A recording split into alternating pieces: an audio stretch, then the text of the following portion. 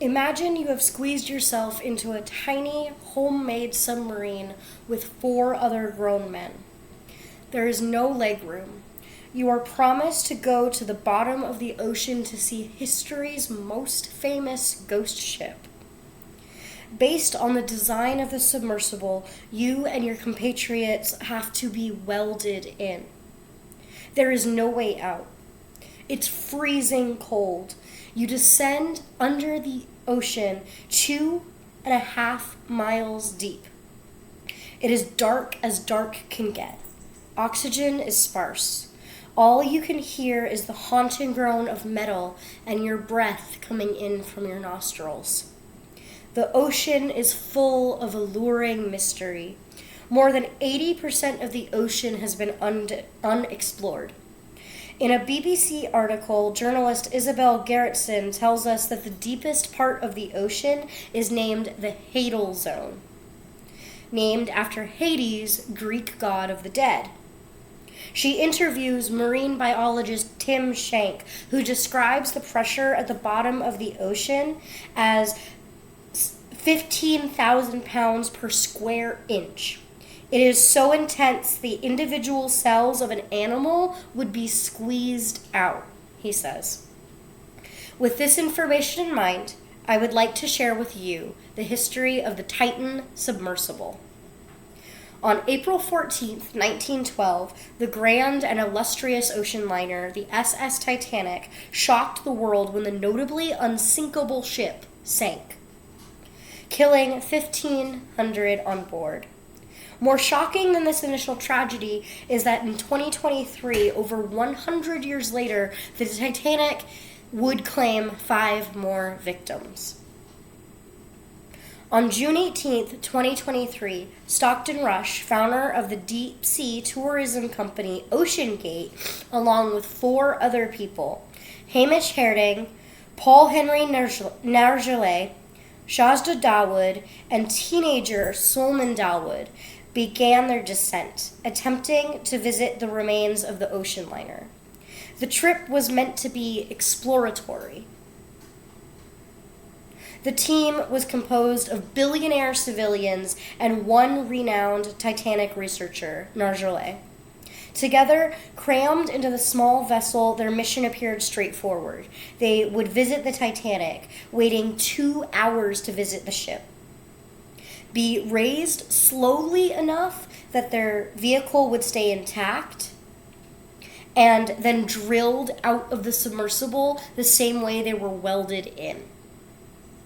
After days of tense waiting and speculation, confirmation of what many feared was confirmed. The submersible never reached its destination.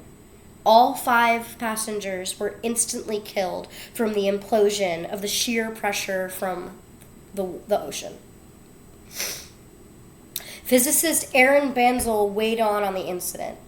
In an explosion, the force acts outwards, but in an implosion, the force acts inwards.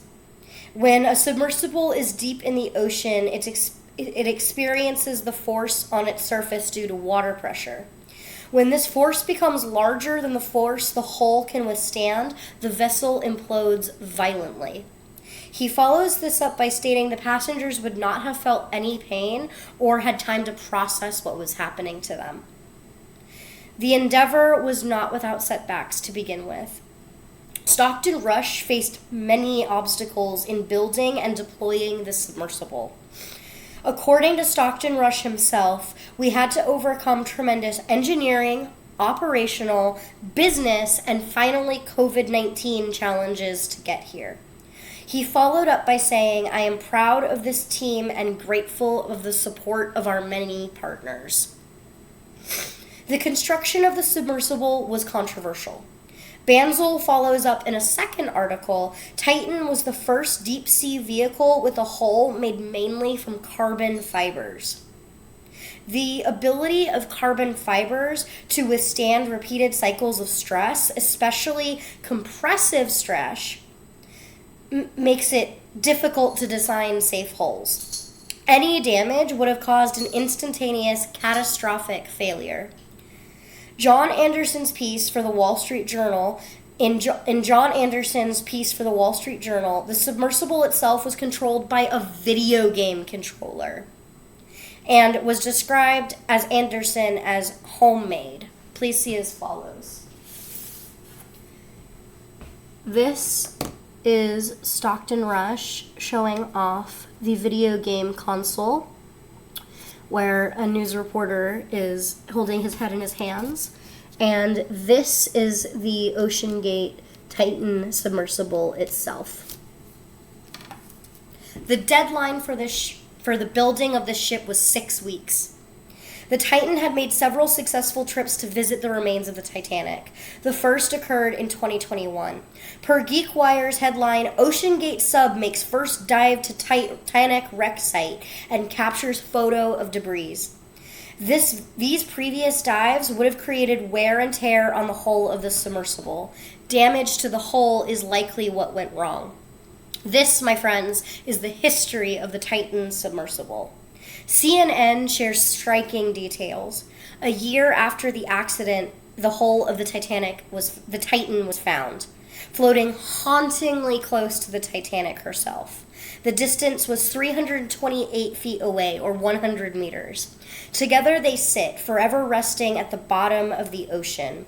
Final correspondence reads, "All good here," then dropping 2 weights, indicating they might have known something was going wrong.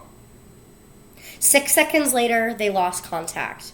David Lockridge, a former OceanGate employee, states he had raised concern over the integrity of the vessel and was fired for his protestations. The third fact and final detail is that seats were sold for $250,000 a head. Thank you.